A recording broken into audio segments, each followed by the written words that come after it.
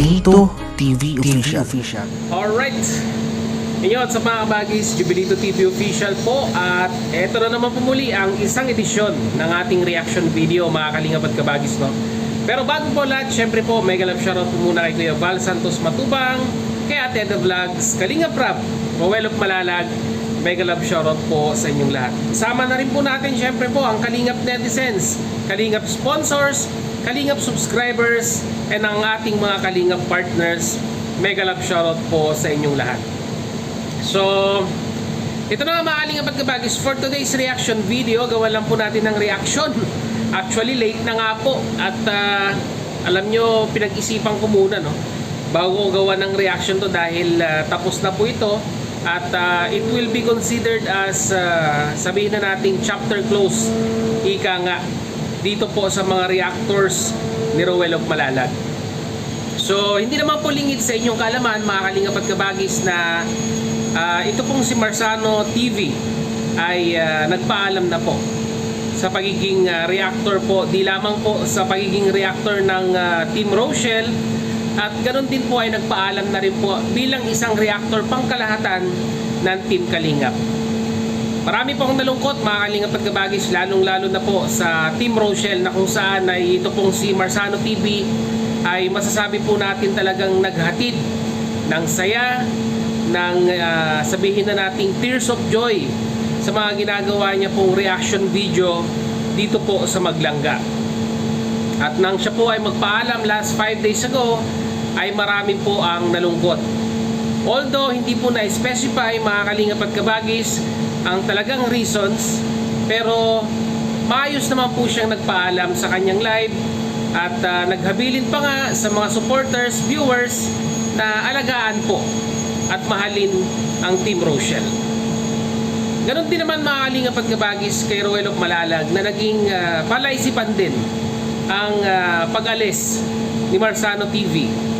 Dahil po pinanood niya ang live ni Marzano, at kagaya nga po ng sinabi ko kanina, ay hindi po na-specify or hindi po ni-mention or hindi po na-mention ni Marzano TV kung ano po talaga ang kadahilanan ng kanyang pagpapaalam sa Team Kalingap bilang Kalingap Reactor. Kaya nga po, mga Kalingap at kabagis, sa naging live streaming ni Rowel of Malalag ay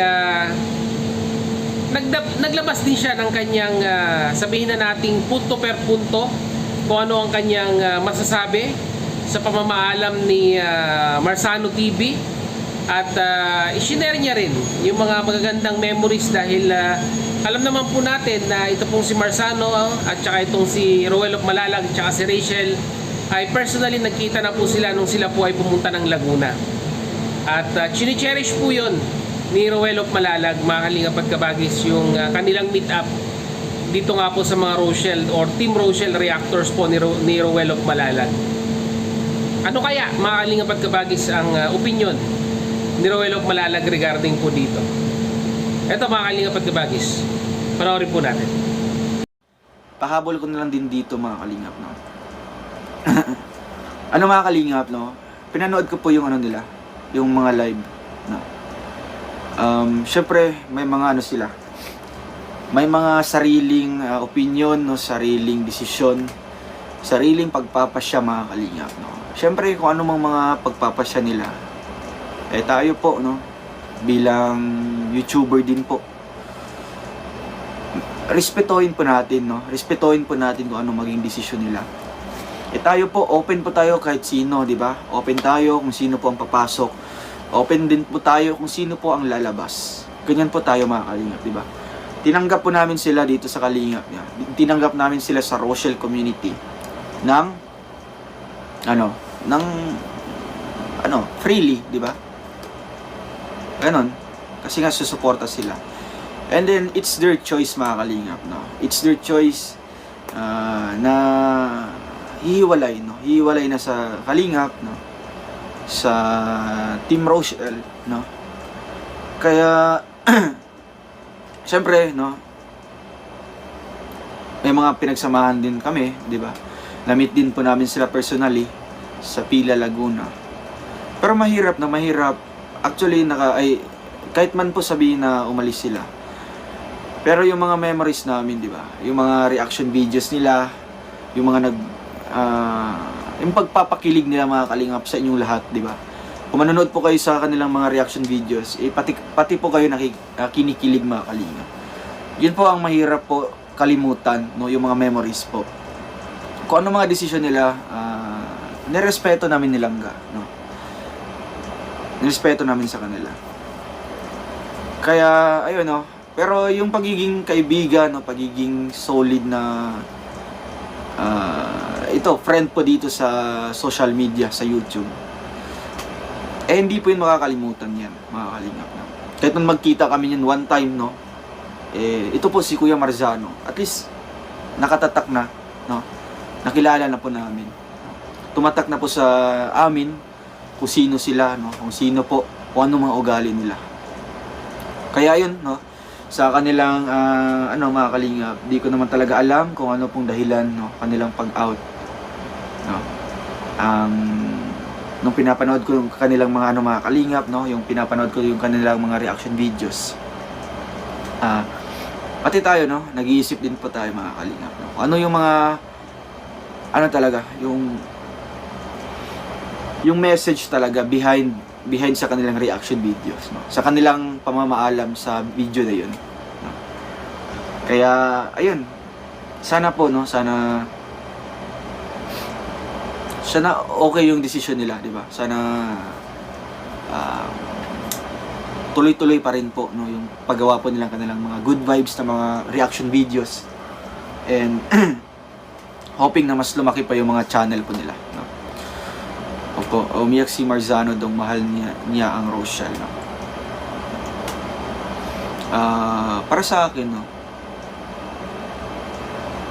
kung mahal mo, kailangan mo bang iwan? Ganyan.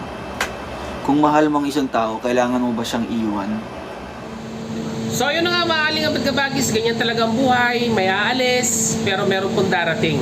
At dito po sa pagkakataong ito ay isa pong Marzano TV na magaling na reactor ng Team Rochelle ang nagpaalam, at we do hope na sana may papalit na muli pong magpapakilig sa mga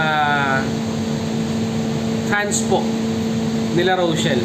Iba po ang caliber ni Marzano in regards po sa talaga sa pag-react sa mga ganitong love team, no? Although i-considered po natin siyang isang reactor in general, pero alam nyo, sa pagiging reactor, iba talaga, kanya-kanyang niche po yan kung paano niya po dadalhin ang mga audience. At si Marzano TV ay masasabi po natin na talagang iba rin po yung dinala niyang kilig sa mga fans po ng Rochelle. So good luck na lang Marzano sa magiging journey mo bilang isang reactors, at antabayanan natin sa mga darating na araw kung ano ang magiging plano mo sa channel mo, kung sino naman ang re-reactionan mo, at maraming salamat sa mga na-share mong memories sa Maglangga at sa Team Rochelle. At good luck sa iyong panibagong chapter ng iyong pagre-reaction video. At nalulungkot man si Ruel of Malalag at mga Rochelle fans, ay alam ko maiintindihan naman nila ang naging desisyon mo. So yun mga kalingap at kabagis, mag-comment po kayo sa ating comment section kung ano naman po ang inyong masasabi, opinion, reaction dito po sa pamamaalam po ni Marzano TV bilang overall kalingap reactors, to be specific po sa Team Rochelle, no, mga kalingap at kabagis. So hanggang dito na lang mga kalingap at kabagis, Jubilito TV official po. Huwag po natin kalimutang subscribe, sila Kuya Val Santos Matubang, Ate Edna Vlogs, Kalingap Rab, Ruel of Malalag, no? Suportahan po natin palagi ang kanilang mga video upload. At kung hindi pa po kayo nakasubscribe sa kanilang mga channel, ay syempre po suportahan po natin sila. Ganon din po, Jubilito TV official, baka may naliligaw pa dyan, subscribe nyo po ang ating YouTube channel. So hanggang dito na lang mga kalingap at kabagis, Jubilito TV official, proud member po ng Team Coos at proud member din po ng Karepa Year 2024. As I always say mga kalingap and kabagis, peace, God first. God bless po. Bye-bye.